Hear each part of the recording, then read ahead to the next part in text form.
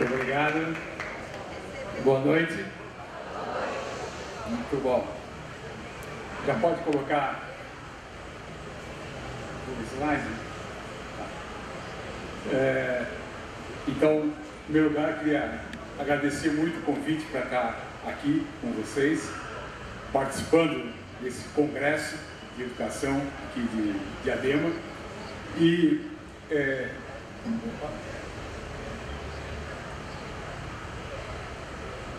apareceu? Apareceu.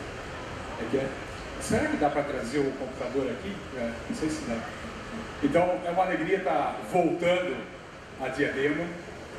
Eu estive aqui há muitos anos atrás, na época ainda da nossa querida Lisete. Depois voltei algumas vezes no teatro.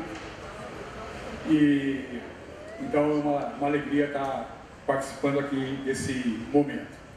Eu queria começar dando um abraço em cada um de vocês, em cada uma de vocês, especialmente por esses tempos difíceis que a gente tem vivido.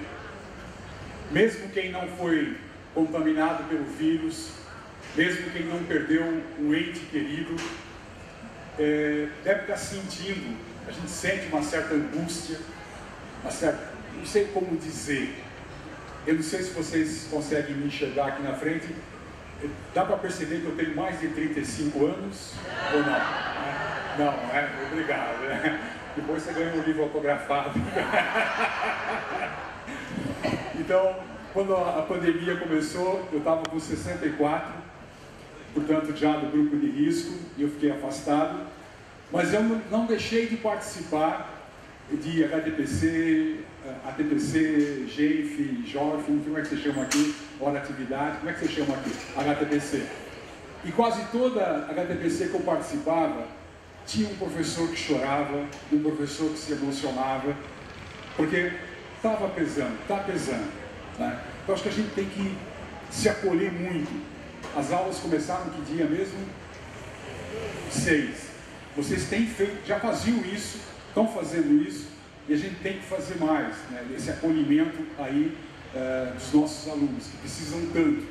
E a gente sabe, né, especialmente o público da EJA, tem também toda uma carga de responsabilidade, de desafios, e muitos, inclusive, com a situação agravada, a situação de sobrevivência agravada em função da pandemia. Então, esse acolhimento. Então, por favor, sintam-se acolhidos, abraçados, abraçadas. Né? Eu deixo aqui meu e-mail. Gostaria muito de receber um pequeno comentário. Eu nem falo avaliação, porque a gente fala avaliação, as pessoas ficam assustadas. Eu vou avaliar o professor Celso, parece que é.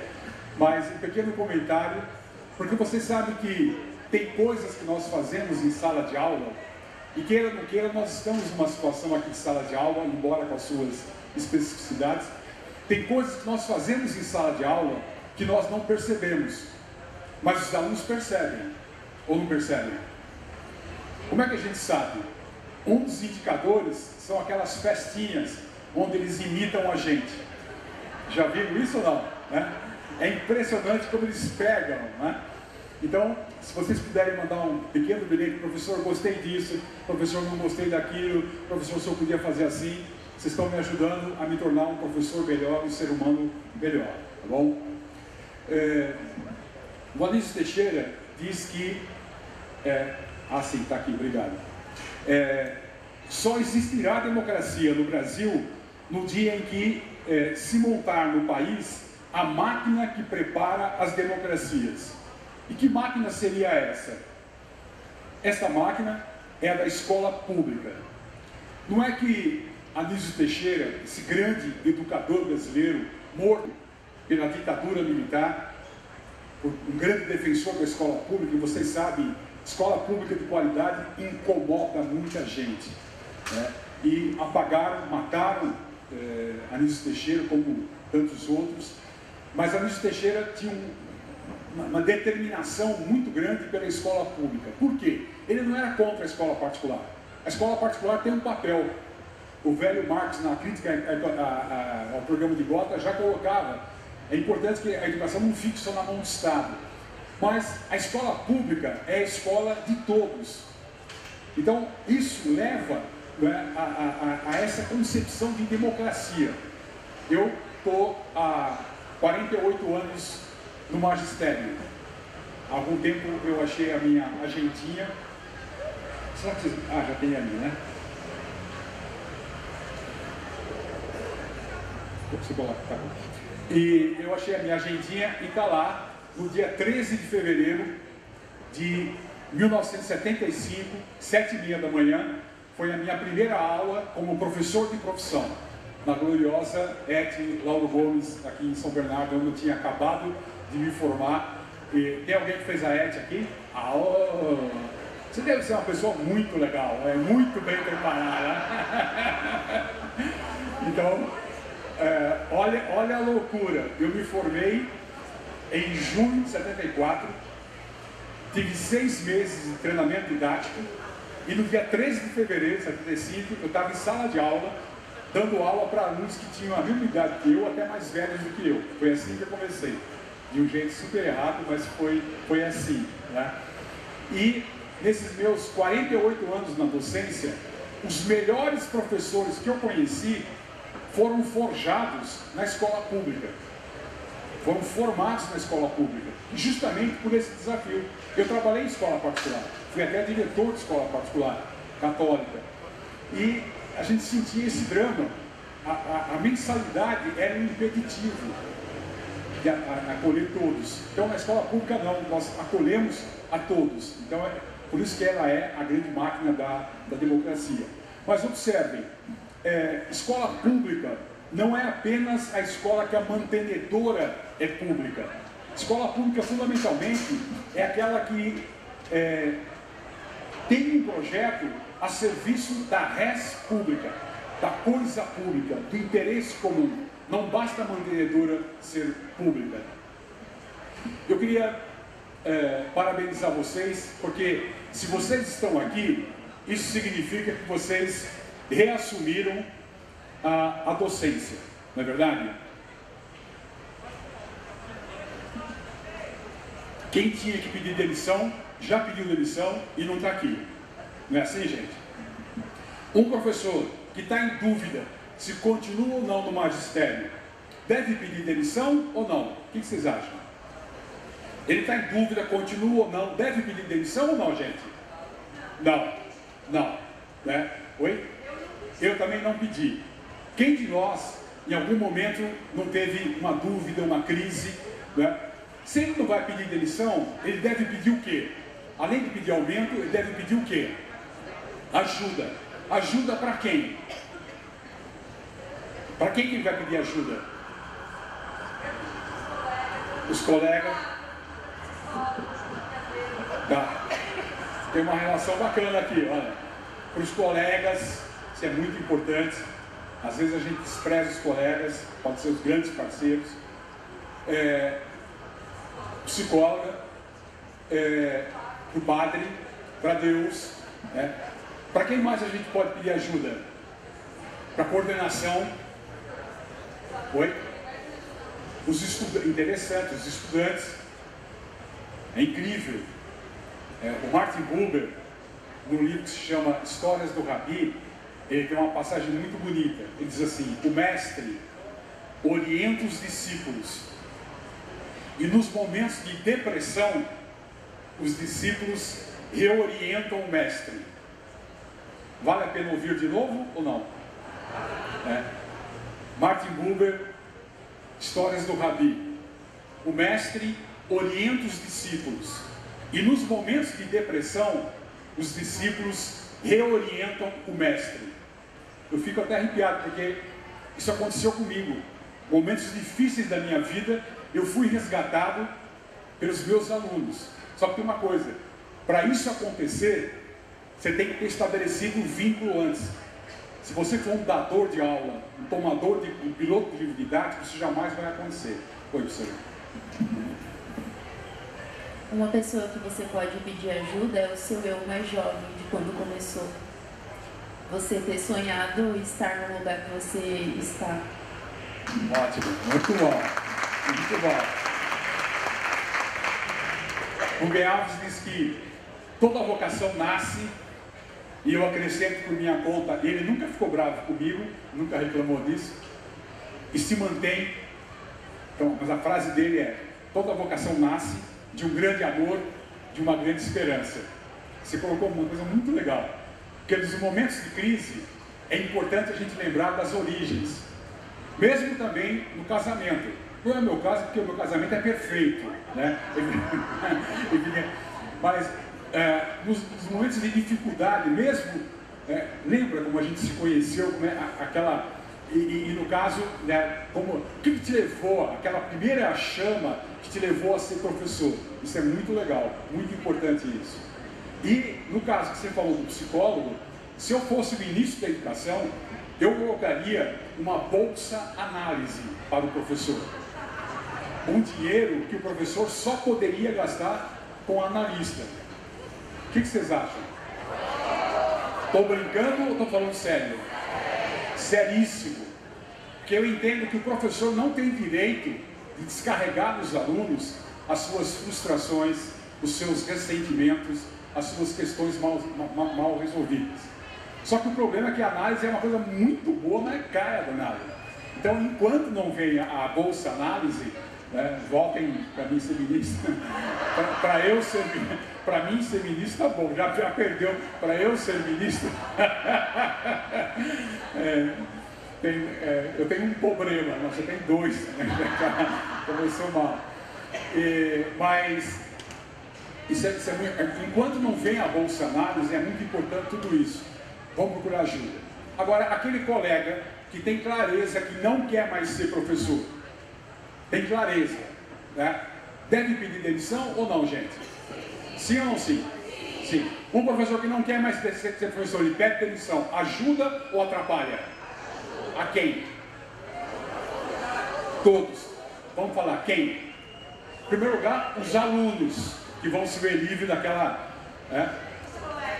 Os colegas também, a equipe de gestão, ele mesmo, porque ele vai ser feliz em outro lugar, e, me parece, a categoria docente.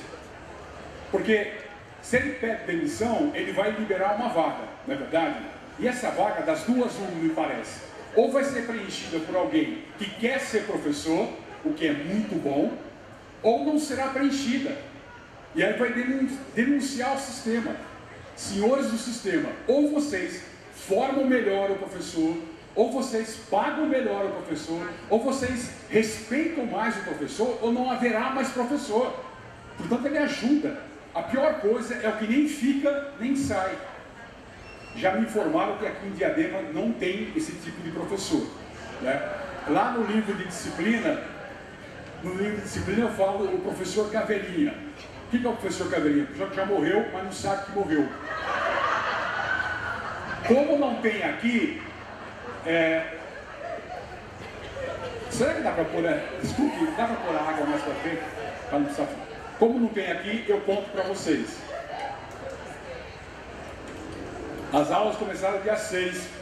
Obrigado. As aulas... Pode um pouquinho de lá? Não. Seria ótimo. A mouse beer. Adoro mouse beer. Não sei como é que tem essa barriguinha aqui. Então, eu conto para vocês. As aulas começaram dia 6 de fevereiro. Mais ou menos ali pelo dia 12, dia 17, ele começa. Não aguento mais. Esses alunos, esses pais, ó vida, ó céu, ó azar. Porque se isso fosse em outubro, eu entenderia.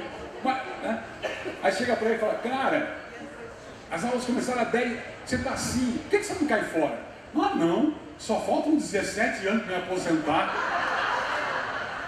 Agora cuidado, gente.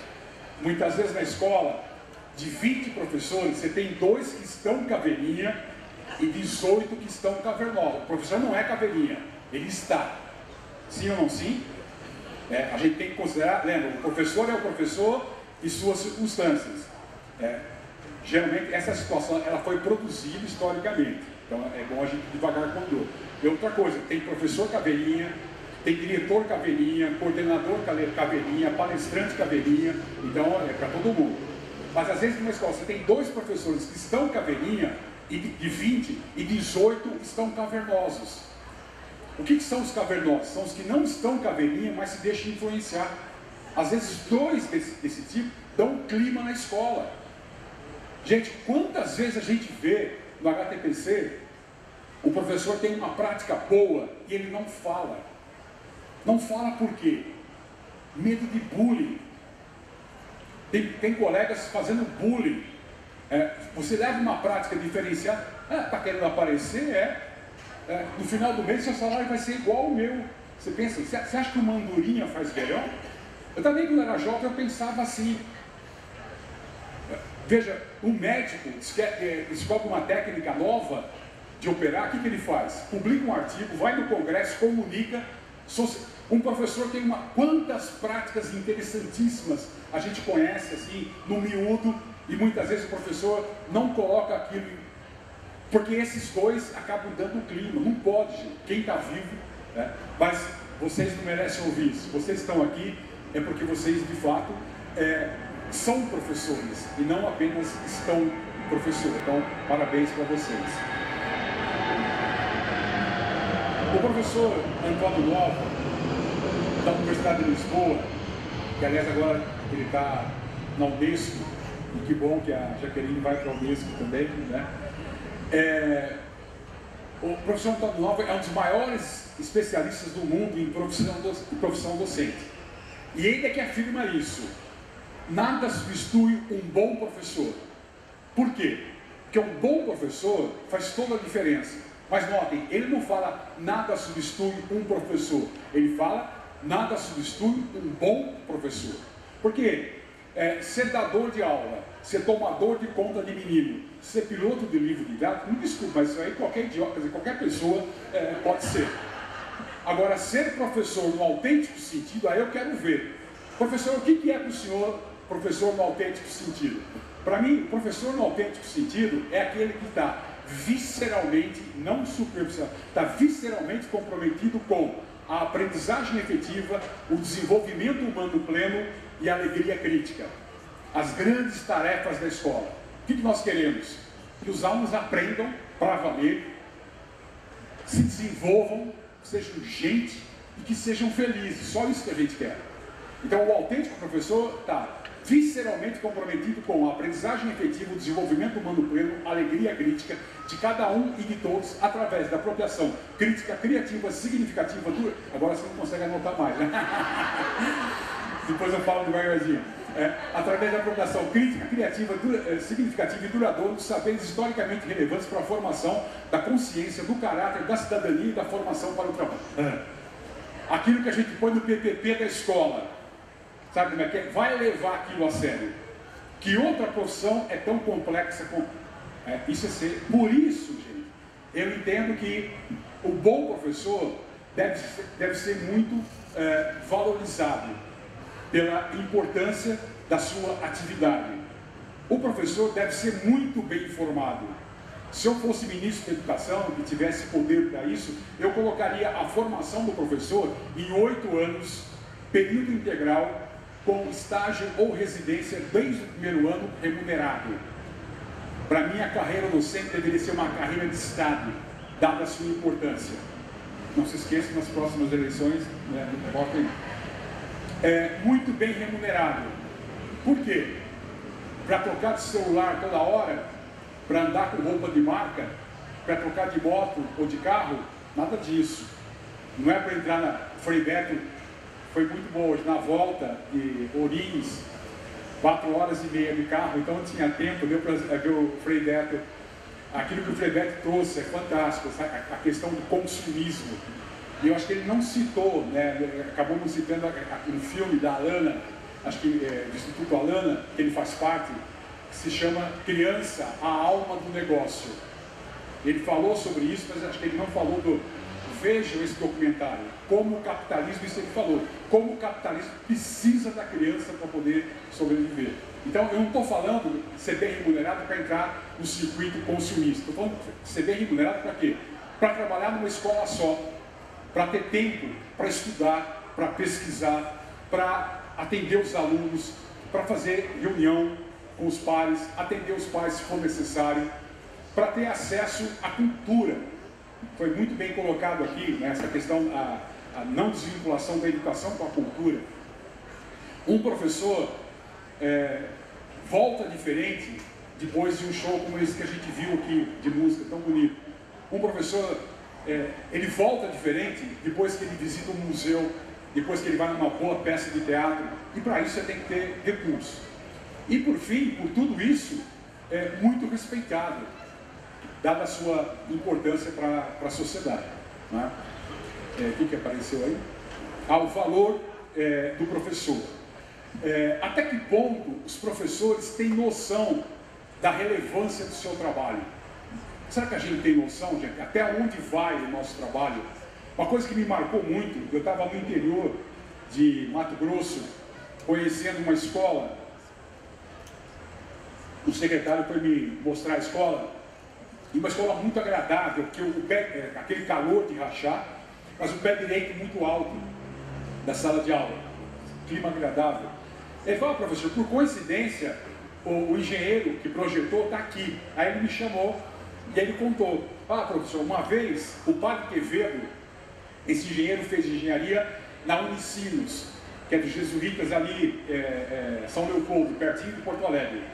E a Unicinos é dos jesuítas. E uma vez o padre Quevedo, que é jesuíta, foi dar uma palestra lá e falou sobre as catedrais medievais e como aquela altura ajudava o espírito a se elevar. Quando que o padre Quevedo podia imaginar que uma aula dele ia influenciar toda uma rede de ensino, gente? Até onde vai o alcance? Até onde vai? Obrigado pela participação aí.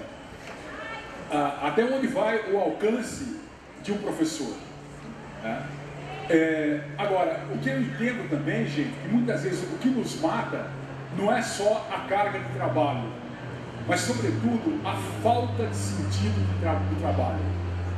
Você vê muitas vezes, se o sujeito está fazendo alguma coisa que tem sentido, muitas vezes ele se desdobra. A gente vê muito isso nos artistas, né? Os artistas, quando estão num projeto, eles não veem à noite. Então, às vezes o que nos mata não é só o trabalho em si, mas a falta de sentido do trabalho. Eu tive o privilégio de ter sido, aliás, tive vários privilégios, eu vou contar alguns para vocês. Eu tive o privilégio de ter sido aluno do professor Oswaldo Giacoia Júnior. Ele diz assim: o insuportável não é a dor, mas a falta de sentido da dor. Mais ainda, a dor da falta de sentido. O Viktor Frankl, que trabalha com a logoterapia, ele fala da neurose noogênica, a neurose do nous, do espírito, que é essa neurose que pega tanta gente hoje, que é a neurose da falta de sentido. A gente vê que a depressão é um dos grandes males da humanidade. E a depressão é uma coisa muito complexa, a gente tem que ter muito carinho, muito respeito. Mas uma das causas geralmente associadas à depressão é a falta de sentido para a vida. E aqui o nosso querido Frei Beto, ele diz que, ele coloca um sentido para a existência e um amor que faça do encontro um projeto de vida.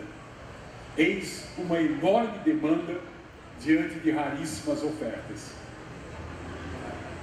Muito lindo isso, né? Então, o PPPP, ele justamente pode ser um instrumento que ajude a resgatar o sentido, o significado do nosso trabalho do cotidiano, da sala de aula e da escola. Muitas vezes, quando a gente fala do bom professor, as pessoas apontam a questão das condições objetivas de trabalho. Esse é um desafio, mas é preciso perceber uma dialética que existe aí. Em 1936, Teixeira de Freitas criou aquilo que logo em seguida vai ser o IBGE. Em 1936, casar com uma professora era fazer um ótimo negócio. Fato ou boato? Fato ou boato? Quem conhece a história da educação brasileira sabe que é um fato. O salário de um professor, em 1936, era semelhante, era compatível com o salário de um juiz de direito. As famílias tinham dúvida se os filhos queriam a magistratura ou o magistério. Em 1936, os pais davam todo o apoio ao professor. Há um ditado que sintetiza isso: filho, se você apanhar da professora, chegando em casa, apanha de novo, apanha dobrado. Em 1936, o professor tinha o maior status. Ia ter uma inauguração na cidade. Quem é que estava no palanque? O prefeito, o juiz, o delegado e o professor. Quem que ia fazer o discurso normalmente? O professor. Ah, professor, isso é folclórico. É folclórico, mas revelava o papel do professor na sociedade. Em 1936, as escolas públicas, até porque eram poucas, eram muito bem equipadas, mármore, madeira de lei. Né? Pois bem, quando Teixeira de Freitas fez a pesquisa, o que ele constatou? Nessa escola, risonha e franca, com essas condições todas, na primeira série primária, nós tínhamos nada mais, nada menos do que 50% de reprovação. As condições eram ideais: ótimo salário, apoio da família, condições boas, respeito social, e era uma escola extremamente excludente. Professor, deixa eu ver se eu entendi. O senhor está dizendo então que salário, apoio não é... Não, eu comecei falando sobre isso. Estou dizendo que não basta uma coisa, é uma coisa e outra. Eu gosto... Ah não, antes daqui tem... na real, para que serve? Para que tem servido essa escola? Né? Para qualificar ou para classificar e excluir? É impressionante como essa lógica classificatória e excludente marca os professores. Eu costumo dizer, se quer perder a amizade com o professor, mexa na avaliação classificatória e excludente. Você pode falar de uma metodologia hiperbárica, o professor vai com você. Você fala de um currículo transcendental, o professor vai com você. Ou pelo menos finge que vai. Agora, você mexeu na avaliação, não sei se vocês lembram, gente, antigamente nas escolas tinha esse negócio de, no final do ano, ter que aprovar ou reprovar as crianças. Lembram disso? Bem antigamente não tinha isso? Lembram? É uma coisa muito primitiva, né? Era gozado porque a lei obrigava as crianças a irem para a escola. E ao invés da escola se preparar para ensinar as crianças que recebem, não, a escola, você serve aprovado. Acontecia isso antigamente, gente. Eu paro por aqui para não perder a amizade de vocês, né? Eu gosto muito dessa frase de Dom Pedro Casadalga. Ele diz assim: a verdadeira revolução definitivamente transformadora da sociedade humana é tanto psicológica como sócio-político-econômica. E ele fala: devemos transformar simultaneamente, e ele diz ainda, sublinhe o advérbio para evitar escapismos dualistas. Então vamos lá. Devemos transformar simultaneamente tanto as pessoas como as estruturas. Essa dialética para mim é fundamental. Porque muitas vezes, por exemplo, os professores olham muito a estrutura, mas não olham a pessoa. Os gestores olham muito a pessoa, mas não olham as estruturas. Então é preciso olhar as pessoas e as estruturas e as pessoas no movimento dialético recorrente. Pronto, falei. O que nós vamos fazer aqui são algumas aproximações. Eu imaginei que eu ia ter 3 horas. A gente sonha muito, né? Mas a gente faz o que for possível, né? Estamos buscando uma escola que articule o saber com sabor, como queria o nosso querido Rubem Alves. Estamos falando do desafiante trabalho do professor, da professora, no seu cotidiano, numa perspectiva de inclusão. Esse aluno aí do meio tem síndrome de Down. Nós não temos o direito de negar o direito das crianças com necessidades, as crianças com deficiência, conviverem com seus pares de idade. Se nós não tivermos formação, temos que ir atrás. É direito, não é favor. Eu gosto muito dessa frase: aluno a gente não escolhe. Aluno, a gente acolhe. Vocês gostam também ou não? Vamos ler junto? Vamos lá?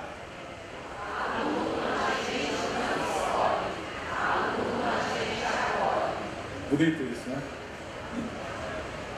De tal forma que todo aluno tenha direito ao máximo desenvolvimento que a sua personalidade implica. Lembrando que tudo começa na educação infantil. Graças a Deus, o Brasil tem acordado para a importância da educação infantil. Tem alguém que trabalha com a educação infantil aqui? Tem os infiltrados. Ótimo, que bom que vocês vieram. Muito obrigado. Mas é a base de tudo. Estamos buscando o professor necessário na construção da cidadania ou da nova cidadania, essa educação de qualidade democrática para todos. Não há ventos favoráveis, como é que é mesmo? Para quem não sabe para onde navega, dizia o Sêneca, que é um pouco semelhante àquela história da Alice. Lembra? Ela pergunta para o gato: que caminho eu devo tomar? Aí o gato faz a pergunta abaixo: para onde você quer ir? A Alice fala: não sei. Qual a resposta do gato? Então, qualquer caminho serve. Por isso, gente, que planejar é preciso. Planejar é preciso. E um grande instrumento de planejamento é justamente o projeto político-pedagógico participativo. Como a gente vai ver até às 11h30 da noite. Brincadeirinha. Aquelas três grandes partes, né? O marco referencial, que é o sonho, a utopia, o diagnóstico, a que distância nós estamos desse sonho, e a programação, o que fazer para diminuir essa distância. Mas a gente vai voltar depois a falar sobre isso. Quem não compreende um olhar, tampouco compreenderá uma longa explicação, nos diz o Mário Quintana. Os poetas dizem de maneira tão simples coisas tão complexas. É questão de sensibilidade. Se não alterar o olhar, não tem estudo, não tem diploma que resolva. É perceber o outro, se perceber, perceber a natureza. E para quem transita por aí, perceber o transcendente. Com claridade, que não precisa fazer, porque não vai ter tempo mesmo, então vamos. Os antigos já diziam: para ensinar latim a João, é preciso conhecer o latim e o João. Concordam com isso, gente? Bacana, né? Já tinha essa intuição que não basta só saber a matéria. É preciso conhecer o aluno na sua globalidade. E aliás, gente, né, parabéns para vocês. Como é que chama aquele dia que vocês vão para a comunidade? Conhecer leitura de mundo. Fantástico isso. Eu tenho recomendado isso. Onde eu passo, eu recomendo isso. E vocês fazem aqui, já fazem há muito tempo e com muita qualidade. Eu já vi muito professor se transformar depois que conhece a realidade. Vocês devem ter muitos casos para contar. Isso é muito importante. Eu entendo que o currículo escolar deve ser, antes de tudo, o encontro dos currículos pessoais dos alunos com os currículos pessoais dos seus professores. Lembra lá do latim? Currículo, percurso, trajetória, percurso feito na pista. Então, muitas vezes, eu percebo que as mudanças curriculares não avançam porque não há um encontro dos currículos pessoais dos alunos com os currículos pessoais dos seus professores. Professor, isso não é muito complicado? Pode ser. Tem encontros curriculares que vão transformar a nossa vida. Vocês, na EJA, devem ter vivido muito isso. Tá? O aluno chega: professor, meu pai faleceu, meu pai foi assassinado. A menina vem: professora, eu estou grávida. Muitas vezes o encontro curricular desse vai levar para o resto da vida, vai marcar a vida dela e a nossa vida.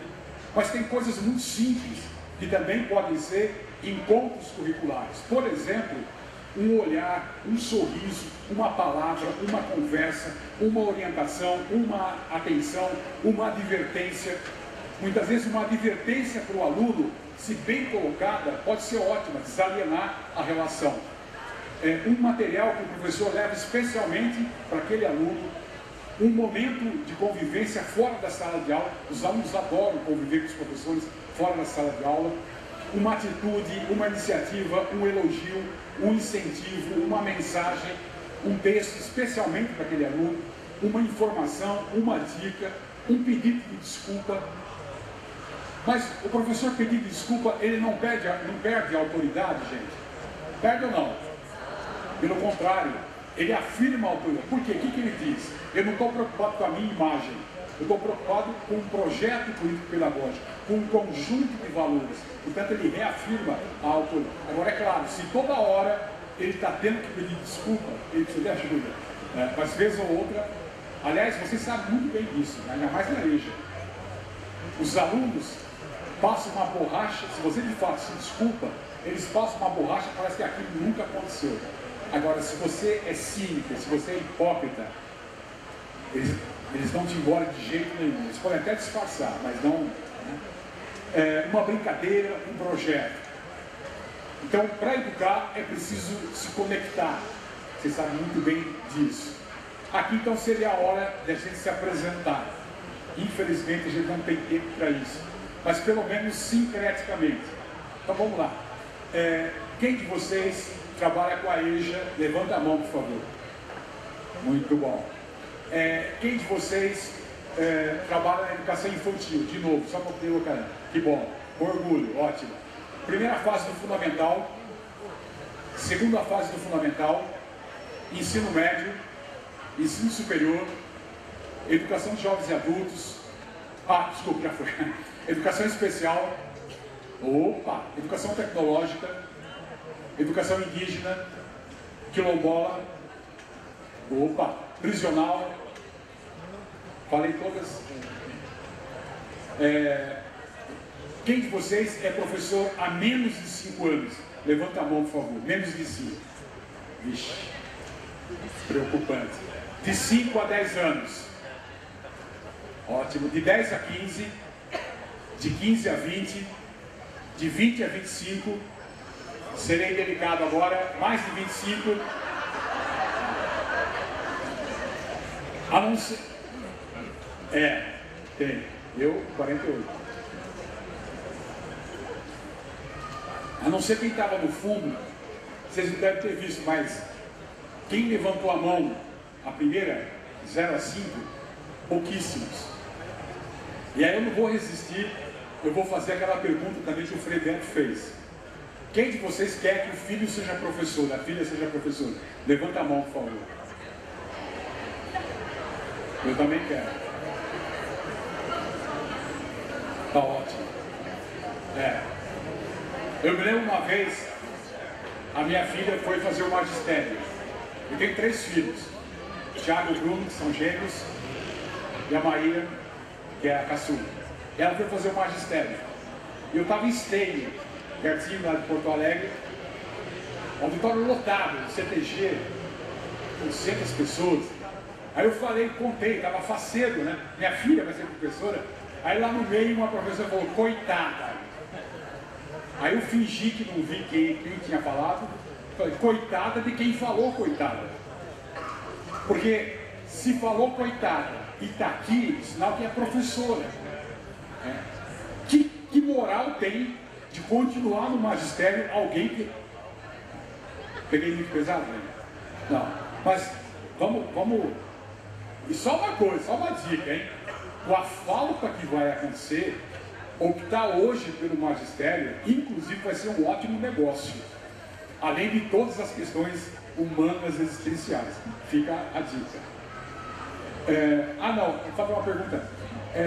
Quem de vocês ama de paixão ser professor? Levanta a mão e fala. Isso, muito bem. Quem de vocês busca ardentemente todo dia ser uma pessoa melhor? Levanta a mão e fala. Podemos encerrar o encontro aqui, né? Já chegamos, né? Muito bom.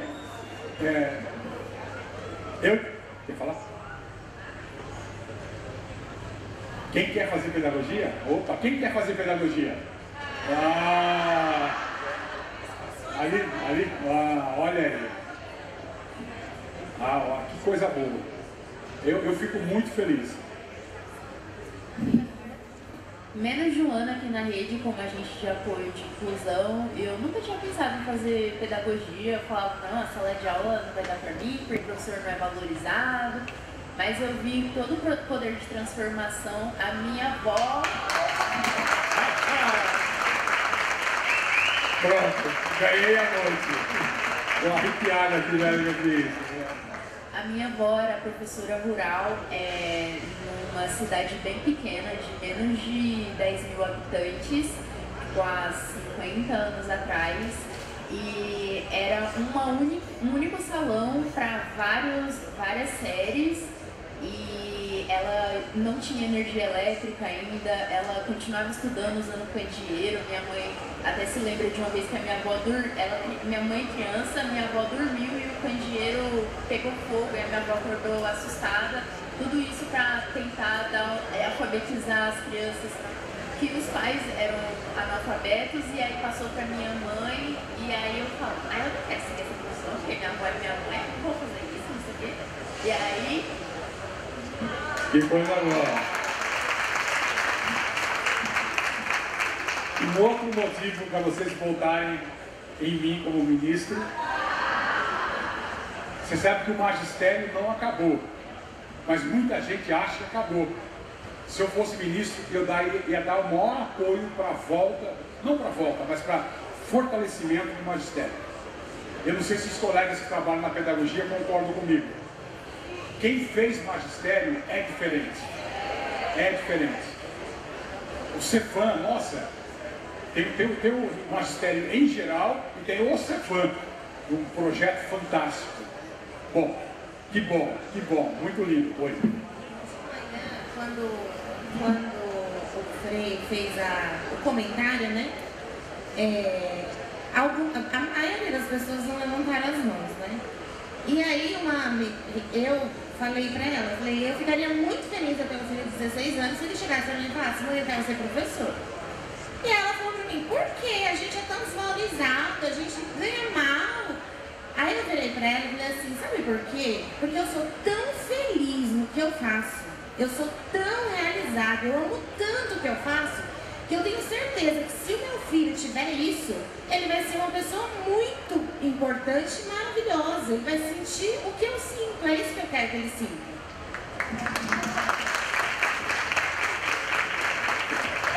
Oi? O Frei Beto falou isso de manhã. Onde é que está a felicidade? Os caras acham que está na acumulação, né? Eu tenho uma amiga que trabalha com droga, lá trabalha com drogados, né? Baseadinho. Ela trabalha e ela conta empresários lá no Rio de Janeiro que não andam de carro, só andam de helicóptero, cujos filhos não têm mais nariz, de tanto cheirar coca. É isso? Onde é que... Eu tenho insistido muito nisso, as grandes alegrias da docência. Me desculpe, se o professor não experimentar as grandes alegrias da docência, não tem salário que chegue, não tem número reduzido de alunos que chegue, não tem equipamento que chegue, que falta o essencial, que é justamente esse sentido. E para mim são 4 grandes alegrias, só para não dizer que eu não falei das flores. Quais alegrias? A ordem não importa. Primeira, a relevância da nossa atividade. O desenvolvimento de um país, o desenvolvimento humano de uma criança, de um adulto, depende muito da gente. Segundo, o fato da gente trabalhar com gente. Tem gente que trabalha com madeira, tem gente que trabalha com pneu, tem gente que trabalha com petróleo, tem gente que trabalha com borracha, tem gente que trabalha com papel. Nós trabalhamos com gente. Isso é muito difícil, mas ao mesmo tempo é uma incrível oportunidade de todo dia você estar se refazendo. Os nossos alunos estão, nós estamos com 37, 38, 39 anos. 45, os nossos alunos estão sempre chegando, dependendo da fase, 5, 6, 14, 15. Se a gente for esperto, a gente tem constantemente uma fonte da juventude, que é aquilo que você falou, buscar a origem da docência, e eu radicalizo, buscar a nossa criança interior. Mas na terceira grande alegria, a questão, o professor que é professor tem que estudar a vida toda. Professor, isso vale para toda a profissão, é verdade, mas para o professor em particular. Por quê? Porque nós aprendemos para ensinar. A nossa aprendizagem tem que ser muito mais qualificada. E o Freud já dizia que se o sujeito está estudando, sempre tem a curiosidade, a disposição epistemofílica, o desejo, ele vai estudar, ele vai pesquisar, ele vai conhecer. E o Freud já falava que conhecer dá prazer. Eu cheguei a falar isso em novembro ou não? Cheguei a contar ou não? Alguém participou do seminário de educação integral em novembro? Lembra que eu apareci no vídeo lá? Tá bom. Acho que eu não falei isso, né? O Freud compara o prazer de conhecer, sabe o que, gente? Ao prazer sexual. Para ser mais preciso, ao orgasmo. Então eu tenho recomendado isso sistematicamente aos professores e professoras do Brasil todo. Professor, professora, se a sua vida sexual não vai muito bem, estude mais, pesquise mais. Muito bom! Tem gente que sabe das coisas. Ótimo! É isso, gente. Isso, né? Uma coisa realimenta a outra. Sabe por quê? Mexe na mesma coisa que é a libido. A libido, essa força fundamental, essa energética fundamental do ser humano. Observem, toda professora pesquisadora tem um sorrisão. Todo professor pesquisador tem um sorrisão, que está mexendo nisso. Se vocês me trouxerem um professor sistematicamente carrancudo, quem de nós de vez em quando não fica carrancudo? Mas se vocês me trouxerem um professor sistematicamente carrancudo, eu posso dizer duas coisas sobre esse professor. Como dizem as comissárias da Azul, vocês já sabem, mas não custa lembrar. Primeiro, esse professor não está estudando, não está pesquisando, porque senão não está com aquela cara de anta, né? Segundo, a vida sexual dele não vai bem. Pronto, falei. Professor, desculpe, o senhor está falando isso, mas eu não tenho esse tipo de prática. Eu sou um celibatário, eu sou um místico, não tem problema. Se você é um místico, é um contemplativo, o Frei Beto citou isso, São João da Cruz, Santa Teresa d'Ávila, quando eles descrevem o que eles chamam de êxtase espiritual, chega a dar inveja do prazer que eles descrevem quando eles estão contemplando o Senhor face a face. Só que tem uma coisa, ninguém vai ter êxtase espiritual se não estiver à espera de Deus, em busca de Deus. Você estudar para fazer concurso, isso não vale. Agora, quando você estuda porque é uma coisa que faz sentido, isso dá profundo prazer. Pronto, falei. Quer falar? Quer falar?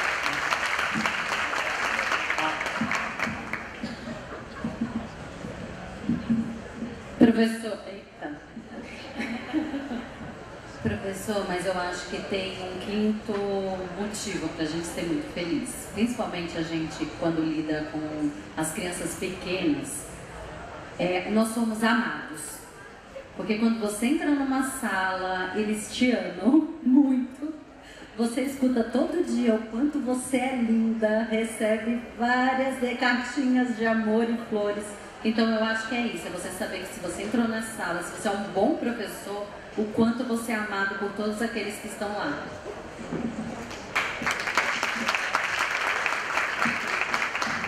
É que faltou eu falar a quarta grande alegria.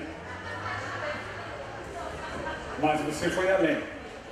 Então, primeira, atividade muito importante, significativa. Segunda, o encontro humano. Terceira, a aprendizagem. E a quarta grande alegria é essa coisa do ensino. Né? Que coisa é essa, gente? Que coisa é essa? Você sabe que por mais que você goste do João Vitor ou da Ana Cláudia, você não consegue aprender por ele, não é verdade? Mas o fato dele aprender com você traz uma alegria, é uma coisa indescritível isso. Às vezes é complicado, né? Você está com o namorado, está com o noivo, com o marido lá no shopping, aí vem aquele moço bonitão te abraçar, o marido falou, professora! Né?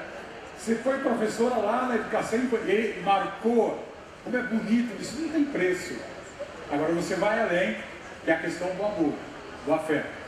Eu só diria, acho que lá para meia-noite e meia a gente chega lá. Eu falei da outra vez, naquele espectro, porque quando eu entendo que o amor é o princípio e fundamento da existência e da educação. Quando a gente fala isso, muitos professores ficam animados, porque eu amo muito os meus alunos. Cuidado, você tem que ver que tipo de amor. Então, você tem um espectro. Numa ponta, você tem um desafeto. O professor que não aguenta mais aluno. Depois você tem a indiferença. O professor que vai com o aluno ou apesar do aluno. Depois você tem o afeto superficial. Que é o professor que ama o aluno, mas só um pouquinho. Diante de qualquer dificuldade, ele vai embora com a turma. Depois você tem o afeto enquadrador. Esse é muito perigoso. O que é o afeto enquadrador? É aquele que diz assim, eu te amo se você entrar no meu esquema.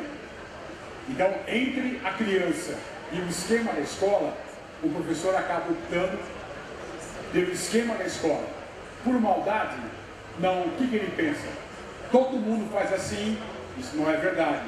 Sempre foi assim, isso não é verdade. Fizeram assim comigo, isso normalmente é verdade. Querem ver? Quem de vocês estudou numa escola montessoriana? Levanta a mão. Numa escola freietiana? Numa escola waldorfiana? Professor, eu nem sei o que é isso. Se você não sabe, você não estudou. Numa escola freiriana? Opa, uma. Numa escola piagetiana? Quem estudou na escola da Ponte, lá no Porto? Regia Emília. Quem estudou na Escola Parque, lá em Salvador, na Nilson Teixeira, a Escola Vila em Fortaleza, Amorim Lima, em São Paulo, Heliópolis, a escola aqui de... É normal isso. Quer dizer, como o professor passou por isso, ele acaba reproduzindo. Isso é muito complicado. Afeto enquadrador. Eu te amo se você entrar no esquema. O outro afeto é o afeto ingênuo. É o professor que ama o aluno, mas não percebe as implicações das suas ações. Por exemplo, o aluno está com dificuldade na aprendizagem. Ao invés do professor trabalhar estratégias de aprendizagem, de resgate de saberes, de monitoria, de novos estímulos, resolução de plano, o que ele faz? Ele vai lá e dá nota. Esse é um amor ingênuo. O aluno precisa de nota, ele precisa de aprendizagem, desenvolvimento humano e alegria aqui. Nosso primeiro sonho, o afeto radical. Entre a criança e o esquema da escola, o professor opta pela criança e vai fazer de tudo para que ela aprenda, se desenvolva e seja feliz. Nenhuma menos. Nosso sonho maior, entre a criança e o esquema da escola, os professores, porque agora é coletivo, os professores optam pela criança e contra o esquema da escola. São aqueles professores no Brasil e no mundo que estão mudando de fato aquilo que o Miguel Arroio fala, não é simplesmente colocar uma florzinha na grade, é acabar, romper as grades. Inclusive, uma perspectiva muito legal que a sua avó fazia, trabalhar com classes muito seriadas, trabalhar com ciclos de formação, etc. Então, eu só digo isso porque há professores que dependem do amor das crianças para se afirmarem. Então, não é um amor agápico, não é um amor baseado em ágape. Os gregos tinham pelo menos 3 nomes para amor, lembram? Eros, filia e ágape. Eros é o amor vida, desejo, disposição, fluxo, movimento. Filia é o amor dos amigos, dos irmãos. E ágape é o amor maior, o amor incondicional. Então, você querer bem o aluno, isso é filia. Agora, você querer o bem do aluno, isso é ágape. Porque às vezes, naquele momento, você não consegue querer bem o aluno. Por uma série, ele parece com seu primo, você está brigado com seu primo, etc. Então, o nosso amor tem que ser esse amor agápico. Nada contra ter o amor eros. Por favor, me entendam bem. Quando eu digo que nós precisamos erotizar a sala de aula, não é ir com o decote aparecendo, com a calça justa, não é isso. Erotizar a sala de aula é trazer a vida de volta para a sala de aula. Vocês imaginam um professor que chega na sala de aula, mas gente, eu tenho que dar aula, né? Eu estou aqui, ele não está acreditando naquilo que ele... Então, eros, filia, mas sobretudo a questão, isso é uma coisa muito séria. O que você trouxe foi muito legal. Ok? Acho que meu tempo já acabou, mais um pouquinho. Enquanto tiver 3 pessoas, ele fica. Ah, bom, e aí o Paulo Freire, então, eu tive o privilégio de ter sido aluno dele, ter convivido com ele fora da sala de aula. Paulo Freire, né? Não. Mas é que, bom, por uma circunstância, ele precisava de uma sala, nós emprestamos uma sala para ele no colégio, que eu era coordenador, depois diretor, e aí, durante uns 5 anos, de vez em quando a gente cruzava com ele no corredor, lá no Imac, na Cincinato Braga, famoso Imaculado Conceição, e ele era o Vereda, o Centro de Educação Popular, e virava e mexia, ele convidava a gente, né? E era muito legal. De fato, ele era um menino. Os encontros do Vereda discutiam, evidentemente, educação popular, mas discutiam teologia da libertação, discutiam física quântica, virava e mexia, havia os físicos lá da Unicamp. Paulo Freire tinha uma paixão por física quântica, não sei. É esse menino. Então não dá para separar o que a gente é como pessoa do que é como professor. Currículo, percurso, trajetória. Esse aqui é meu currículo fotográfico. Todos esses aí sou eu posso garantir para vocês. Dá uma crise.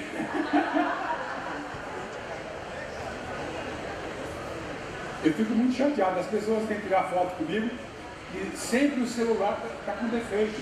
Parece que não tem cabelo aqui. Eu já tive muito cabelo, né? E aqui tem alguns dados do meu currículo que não foram citados aí na minha apresentação. Inclusive esse fato, né? Como eu fiz a escola a ETS, e no começo eu morava em São Paulo, então Diadema para mim era uma região de passagem. Depois eu fiquei morando em São Bernardo e a gente participava de eventos aqui, então Diadema para mim era uma região de passagem, até que depois eu fui conhecer um pouquinho de Diadema. Né? Mas por que eu trago isso aqui? A gente poderia conversar muito se tivesse tempo, né? Mas o que eu trago é no sentido daquilo que o próprio professor Antônio Nova traz, que é a questão da história de vida como elemento de formação do professor. Isso é fundamental, tá bom? Nessa altura, pelo horário, eu já não sei mais o que fazer, tá bom? Eu vou mais um pouquinho, né, depois... E atualmente eu estou fazendo um pós-doutorado em educação, que é um pós-doutorado em devir criança. E os meus professores de pós-doutorado são os meus 7 netinhos. Eu tenho o privilégio, a bênção de ter 7 netos, e eles têm sido os meus professores em devir criança. Professor, que história é essa de devir criança? É essa questão, primeiro, da gente lutar para que todas as crianças tenham direito ao seu desenvolvimento máximo. Todas as crianças possam ter as características essenciais da infância, da criança, que estão aqui rapidamente elencadas. Em primeiro lugar, lutar para que todas as crianças tenham isso. Em segundo lugar, lutar para resgatar a nossa criança interior. Eu tenho para mim que nós não vamos sair desse imbróglio civilizatório se nós não resgatarmos a nossa criança interior. Essa situação de guerra, de violência, de morte, de fome, a gente não vai sair se a gente não tiver coragem de resgatar a nossa criança interior. Pronto, falei. Algumas aproximações, ok? O que está escrito aí? O PPP leva ao planejamento. O planejamento da educação, a gente pode falar desde o sistema, da escola, da sala de aula, e da pessoa. Nosso foco aqui é o PPPT, mas lembrando que tudo está interligado. Né?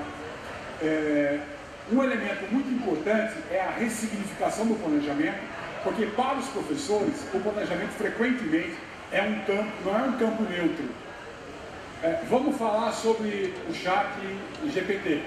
Esse é um campo neutro. De modo geral, como é que é? O que é isso mesmo? Agora, quando você fala de planejamento, muitas vezes os professores têm experiências que são experiências negativas. O planejamento que era feito, era entregue e nunca ninguém olhava. Quem de nós não conhece uma experiência assim? Ela era professora de língua portuguesa. Estava desconfiado que ninguém ia ler o plano de ensino-aprendizagem dela. Aí o que ela fazia? Ela pegava a capa do plano de língua portuguesa, pedia o plano de química do colega, grampeava a capa de língua portuguesa no plano de química e nunca, até hoje, passado 10 anos, ninguém reclamou. Ou seja, aquele plano jamais seria lido. Outras vezes o professor fazia o plano e havia aquela cobrança formal. Outras vezes tinha que usar aqueles verbos de ação. Aliás, me assusta tanto a BNCC resgatando, né, taxonomia, mas enfim, deixa eu falar. Então, não é um campo tranquilo, é preciso ressignificar. Num certo sentido, planejar, a gente sempre planeja, chamado planejamento implícito, planejamento tácito. Por quê, gente?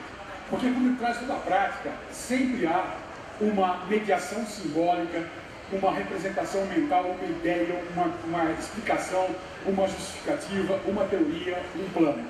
O sujeito vinha caminhando, desviou a trajetória. Tem uma ideia na cabeça ou não tem? O que ele pensou, por exemplo? Por que desviou? Dá azar. Ou então, é uma coisa perigosa, mas tem uma ideia na cabeça. Né? Então sempre tem uma teoria na cabeça, uma justificativa na cabeça. Agora, primeira questão, esse planejamento implícito, tácito, ele é isolado ou articulado? Quando a gente pensa em termos de escola. Muitas vezes a gente sabe que o que um professor faz, o outro desfaz no ano seguinte, ou na aula seguinte. Não por maldade, mas por falta de articulação. Outra coisa, com que rigor? Se faz, tem um planejamento, mas com que rigor se faz? Sem um planejamento, sem um projeto consciente, crítico e coletivo, a escola funciona, gente? Sem um projeto político-pedagógico participativo, crítico, coletivo, a escola funciona? Funciona ou não? Funciona. Funciona. Esse é o problema. A educação pode ser mal feita. Tá? Funciona, entre aspas. Né? Um dente mal curado vai doer. Um prédio mal projetado vai cair. Uma petição mal encaminhada você vai perder. Uma educação mal feita, você pode levar muitas vezes o resto da vida. Isso é muito complicado. O ponto fraco da escola forte. Deixa eu ver se eu consigo ler aqui, que é muito pequenininho. Acho que nem no meu eu consigo. Rigor, competição e disciplina nunca foram tão valorizados na educação e nunca geraram crianças tão frustradas, doentes, etc. E o que a gente está conseguindo com esse rigor todo? Que qualidade é essa? Por isso que planejar é preciso. O ensino é relevante e complexo demais para ser feito na base da mera repetição ou na base do improviso. O professor fala, eu não preciso planejar porque na hora eu improviso. É muito difícil improvisar, gente. Você de fato, porque são tantas coisas que te levam a fazer aquilo lá, até porque você já fez aquilo tantas vezes, todo dia ele faz tudo sempre igual. Para você mudar é muito difícil. É cobrança do sistema, é cobrança do colega do ano seguinte, é cobrança do colega do mesmo ano, é o livro didático, é o exame, os exames externos, a avaliação externa. Então é muito complicado você inovar. Então, planejar para quê? Aqui para mim é um ponto fundamental. Qual o sentido do planejamento? Eu entendo que o grande lance do planejamento faz sentido para a pessoa se o sujeito quer mesmo que algo aconteça com determinada qualidade. Se de fato eu não estou querendo que alguma coisa aconteça com qualidade, não tem por que eu me envolver em processos de planejamento. O professor que já morreu e sabe que morreu, para que ele vai planejar? Né? Qual é o pressuposto então? Estar vivo, desejo de realizar bem, de fazer melhor, superar, transcender. Professor, mas estar vivo não é óbvio? É não. A gente sabe quantas pessoas parecem, ainda mais depois da pandemia. Então a gente tem que estar muito atento, resgatar a potência vital. É aquilo que Paulo Freire falava desde o começo da sua obra, a histórica e ontológica vocação de ser mais. Quando o Frei Beto falou como é que ele falou? A sede do absoluto, eu lembrei muito disso. Paulo Freire falava, sabe essa coisa que a gente tem que todo dia querer se tornar a histórica e ontológica vocação de ser mais. Porque se você tem esse desejo de fazer melhor, de fazer o melhor possível, você vai ter o trabalho criativo. E aí, o que acontece? O Brecht diz que eu acredito que a única finalidade da ciência está em aliviar a miséria da existência humana. Nós temos que fazer ciência pedagógica, nós temos que planejar para realizar mais, para sofrer menos. O planejamento é um instrumento, deve ser um instrumento de realização, de crescimento. Então veja, fazer mais, procurar fazer o melhor possível, não porque você é cobrado ou por alguma recompensa exterior. Eu vou fazer melhor porque estão me cobrando ou porque eu vou ganhar. Não, nada disso. Fazer algo justamente por um apelo interno. Por isso uma força, alguma coisa que vem de lá, que nos leva. Isso é fundamental. Para mim aqui está o pulo do gato, gente. E essa, a meu ver, é uma das grandes alegrias de viver. Quando você faz porque você acredita, você quer fazer, isso traz uma alegria, traz um prazer, que é a satisfação de viver. Né?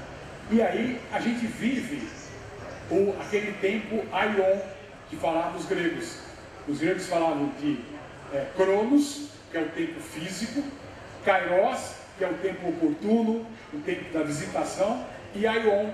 Aion é o tempo que não é tempo, é o tempo da intensidade, não da duração. Uma criança, quando está brincando, ela está em aion, ela não vê o tempo passar. Uma professora, quando está pesquisando algo que faz sentido, ela está em aion, ela não vê o tempo passar. Um casal, quando está se amando, está em aion, não vê o tempo. Isso é uma experiência incrível, que traz profunda alegria. Quem tem ouvido para ouvir, ouça. Por isso que nesses níveis todos, a pessoa joga um papel muito importante. Muitas vezes o PPP não avança porque faltam projetos pessoais. Tá bom? Bom, então é o compromisso do professor, né? Tá? Depois reconhecer, planejar por quê? Reconhecer a complexidade que se planeja. O que é ser professor? É pilotar um aviãozinho de brinquedo ou é pilotar um avião de verdade, na metáfora? Ser professor é chegar lá, dar o play e despejar o conteúdo, ou ser professor é cuidar para que cada um tenha aprendizagem efetiva, desenvolvimento humano pleno, alegria crítica através da aplicação clínica. O que é ser professor? Se é uma coisa tão complexa, pede planejamento. E, por fim, reconhecer que esse algo é planejável, passível de planejamento. Se é uma coisa absolutamente caótica, não tem como planejar, evidentemente. Por isso, nós queremos os instrumentos de planejamento para chegar até ao plano possível, né? Bom, isso então nos leva à necessidade de planejar. Eu acho que eu vou parar por aqui, porque já estouramos o nosso horário. Então vejo que isso aqui é a introdução do que eu ia falar, né? As minhas próximas 53 lâminas. Então, mas para mim é isso, gente. O filé mignon, a meu ver, está garantido. Porque não adianta falar de PPPP se falta, né,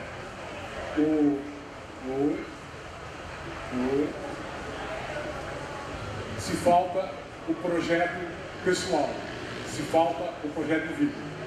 Um professor que não sabe o que está fazendo em sala de aula, que não sabe, dificilmente ele vai poder construir um PPPP significativo.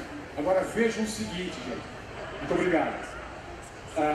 O próprio processo de construção do PPP é um processo participativo, portanto é um processo formativo. Se a gente levar a sério a construção do PPP, esse professor que está meio em dúvida, ele pode ser resgatado. Esse professor que está meio sem sentido para a existência, ele pode ser resgatado. Então o próprio processo de construção pode ser o PPP. E nós trabalhamos naquela perspectiva, marco referencial, diagnóstico, programação.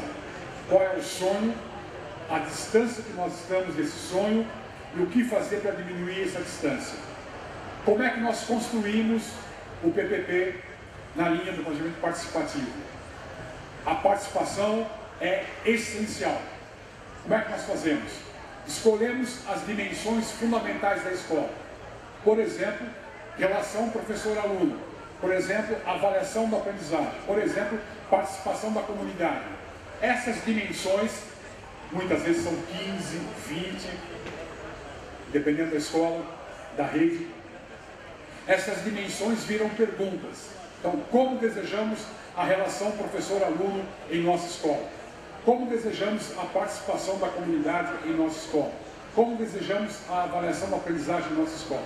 E aí, os participantes, todos os professores, todos os funcionários, toda a equipe de gestão, o conselho escolar, mais representantes de alunos e da comunidade, quanto mais gente, melhor.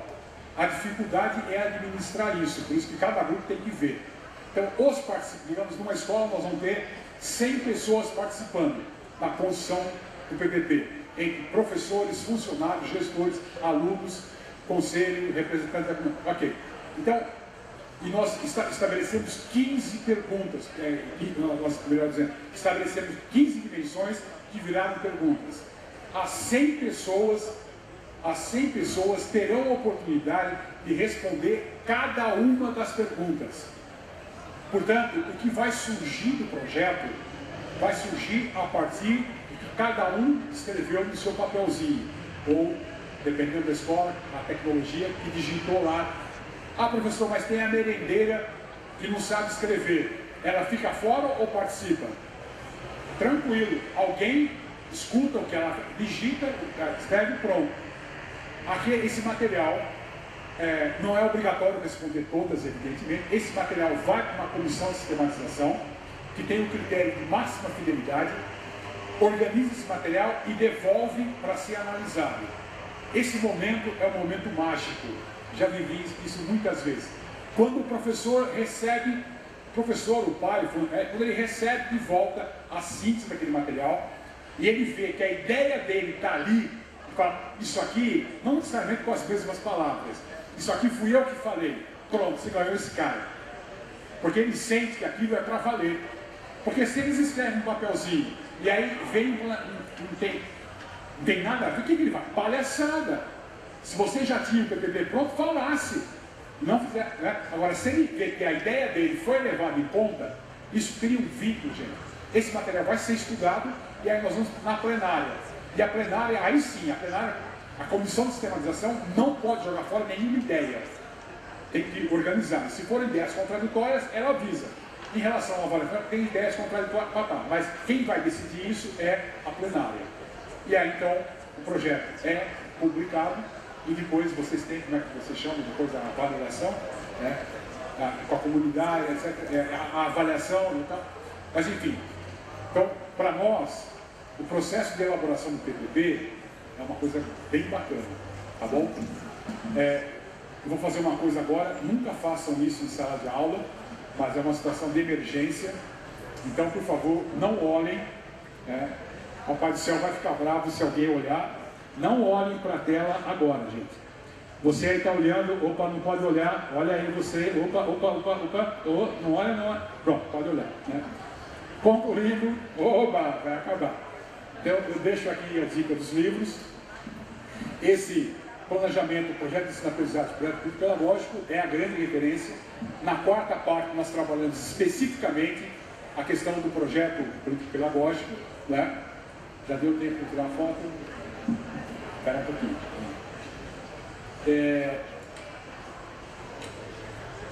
Depois, o outro livro é o livro de coordenação, trabalho pedagógico, que vocês têm no nosso kit, né? Ótimo. Atualmente, ele está sendo feito pela editora Cortez, a partir da 16ª edição, mas é o mesmo livro. E aqui, o capítulo 1, projeto político pedagógico, considerações sobre a sua elaboração e concretização, e capítulo 5, o trabalho coletivo, a reunião pedagógica semanal como espaço de gestão do projeto de formação contínua do professor e do próprio PPP. Não adianta você ter o PPP se você não tem a HPPC. Então essas coisas têm que dialogar, ok? Depois, currículo, atividade humana como princípio educativo. O livro de construção do conhecimento, onde eu trabalho a metodologia dialética de construção do conhecimento em sala de aula. Eu faço parte da Uniprosa. A Branca esteve aqui ontem, né? A Branca também faz parte, a Jaqueline Bol também faz parte. O que é a Uniprosa? A Uniprosa é a universidade que versa a prosa. É um grupo de amigos, por coincidência, vários são educadores, e nós nos encontramos 2, 3 vezes por ano só para prosear. A gente passa um sábado junto, não tem pauta, né? E é uma delícia, gente. E tivemos que interromper por causa da pandemia, esse ano a gente retoma. E por conta do centenário de Paulo Freire, nós produzimos esse livro por uma educação democrática e humanizadora, que foi organizado pelo Bernard Chalot, por mim, pelo Libânio e pelo professor Valdo Cavallero. Esse livro, eu sou totalmente suspeito para falar, mas eu gosto muito, entre outras coisas, porque são capítulos pequenos. Para usar em HTPC é uma joia. E o livro está disponível gratuitamente no site lá da www.uniprosa.com.br. Não sei se vocês têm rede aqui, pode colocar ele na rede. E os autores são esses daqui, eu acho que vários de vocês, desses daí vocês conhecem, todos eles fazem parte da Uniprosa, né? É esse timinho aí. Então, o livro está lá no site da Uniprosa, tá bom? Fica a dica. E nós também, né, fazemos parte da Rede Humani, que é essa rede que está tentando articular as experiências as práticas de educação integral, cidade educadora, e a coordenação nacional está com a professora Jaqueline Bol, mas tem muita gente aqui de Diadema que também participa, e conheçam lá através do site da www.redehumani.com.br. Quem quiser me conhecer melhor, tem lá o site celsovasconcelos.com.br, e quem quiser também se inscrever, eu tenho um canalzinho lá no YouTube, por favor se inscrevam para que ele possa ganhar fôlego para poder publicar.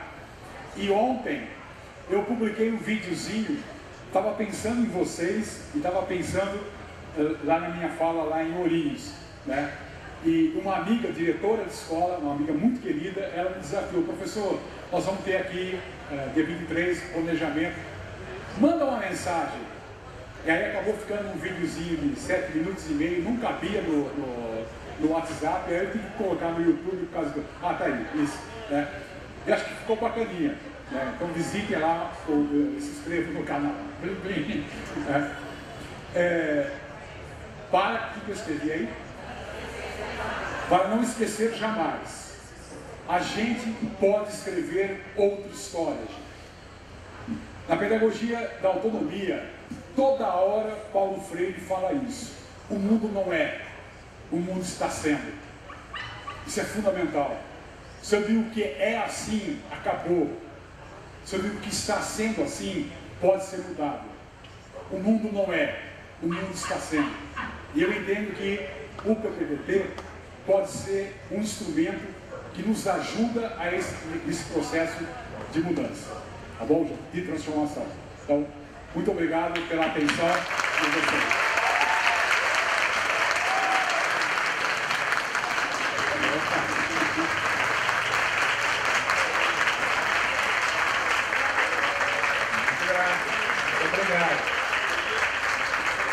Se vocês me permitem sentar um pouquinho só, eu fui pego de surpresa, mas preparei um pequeno discurso. Não, só uma pergunta. Quem aplaudiu? Vocês já pensaram a quem vocês aplaudem quando vocês aplaudem? Eu espero que tenha alguma coisa a ver comigo também, né? O reconhecimento é importante, é uma das grandes alegrias da docência. Mas se você aplaudiu, quem aplaudiu é porque fez sentido. E se fez sentido, é porque vocês trabalharam juntos. Né? Portanto, o aplauso é para vocês também, gente.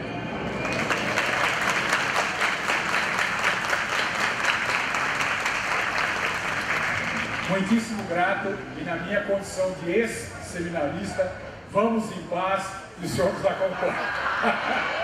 Muito grato. Ai, professor, ele é para tudo, gente. É isso. Eu acho que nós precisamos de momentos assim. Essa é uma fala central nesse congresso. Uma pena que a gente não conseguiu trazer de manhã. Esse Ourinhos chegou antes da gente.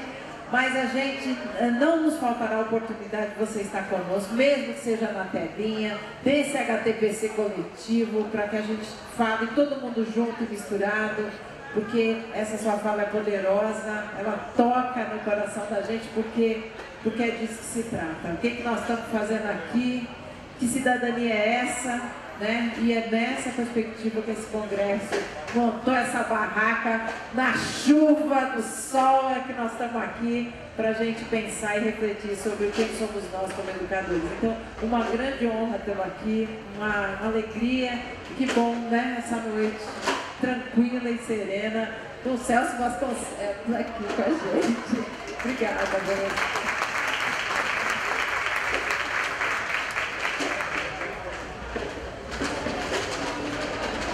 Pessoal, não esqueçam agora de passar pelo credenciamento para fazer a marcação da presença de hoje, tá bom? No cartão de presença. E se quiser ajudar, mas só se quiser, a gente aceita uma ajudinha para as talvez. Mas é só se quiser mesmo.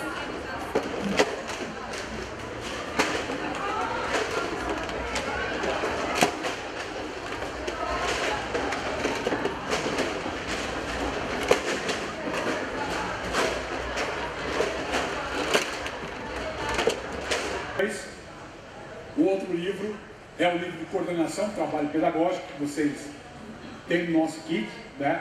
Ótimo. Atualmente ele está sendo feito pela editora Cortez, a partir da 16ª edição, mas é o mesmo livro.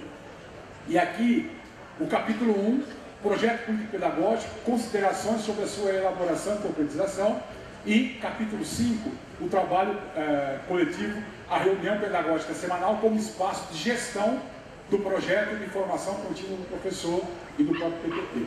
Não adianta você ter o PPP se você não tem a PPC. Então essas coisas têm que dialogar, ok? Depois, currículo, atividade humana como princípio educativo. O livro de construção do conhecimento, onde eu trabalho a metodologia dialética de construção do conhecimento em sala de aula.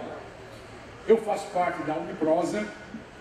A Branca esteve aqui ontem, né? A Branca também faz parte, a Jaqueline Mota também faz parte. O que é a Uniprosa?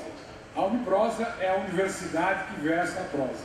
É um grupo de amigos Por coincidência, vários são educadores e nós nos encontramos 2, 3 vezes por ano só para prosear. A gente passa um sábado junto, não tem pauta, né? E é uma delícia, gente. E tivemos que interromper por causa da pandemia. Esse ano a gente retoma. E por conta do centenário de Paulo Freire, nós produzimos esse livro por uma educação democrática e humanizadora, que foi organizado pelo Bernard Chalot, por mim, pelo Libânio e pelo professor Valdo Cavallero. Esse livro, eu sou totalmente suspeito para falar, mas eu gosto muito, entre outras coisas, porque são capítulos pequenos. Para usar em HTPC é uma joia. E o livro está disponível gratuitamente no site lá da www.uniprosa.com.br. Não sei se vocês têm rede aqui, pode colocar ele na rede.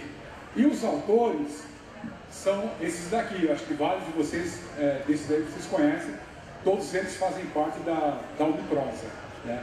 É esse timinho aí. Então, o livro está lá no site da Uniprosa, tá bom? Fica a dica. E nós também, né, fazemos parte da Rede Humani, que é essa rede que está tentando articular as experiências as práticas de educação integral, cidade educadora, e a coordenação nacional está com a professora Jaqueline Ball, mas tem muita gente aqui de Diadema que também participa, e conheçam lá através do site da www.redehumani.com.br. Quem quiser me conhecer melhor, tem lá o site celsovasconcelos.com.br, e quem quiser também se inscrever, eu tenho um canalzinho lá no YouTube, por favor se inscrevam para que ele possa ganhar fôlego para poder publicar. E ontem eu publiquei um videozinho, estava pensando em vocês e estava pensando lá na minha fala lá em Ourinhos, né? E uma amiga, diretora de escola, uma amiga muito querida, ela me desafiou: professor, nós vamos ter aqui dia 23 planejamento, manda uma mensagem. E aí acabou ficando um videozinho de 7 minutos e meio, não cabia no WhatsApp, aí eu tive que colocar no YouTube por causa do... Ah, tá aí, isso, né? Eu acho que ficou bacaninha, né? Então visitem lá, ou se inscrevam no canal. Para, o que eu escrevi aí? Para não esquecer jamais, a gente pode escrever outra história. Na pedagogia da autonomia, toda hora Paulo Freire fala isso. O mundo não é, o mundo está sendo. Isso é fundamental. Se eu digo que é assim, acabou. Se eu digo que está sendo assim, pode ser mudado. O mundo não é, o mundo está sendo. E eu entendo que o PPDT pode ser um instrumento que nos ajuda a esse processo de mudança, tá bom, gente? De transformação. Então, muito obrigado pela atenção de vocês.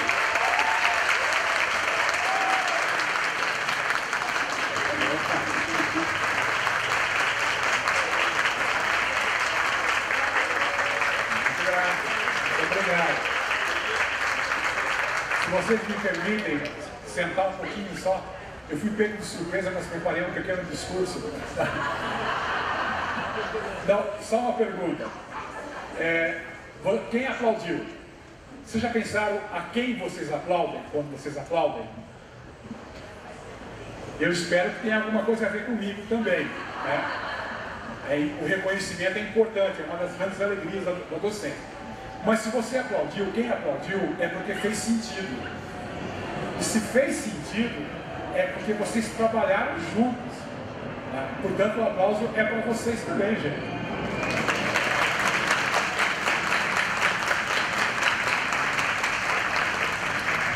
Muitíssimo grato, e na minha condição de ex-seminarista, vamos em paz e o Senhor nos acompanhe.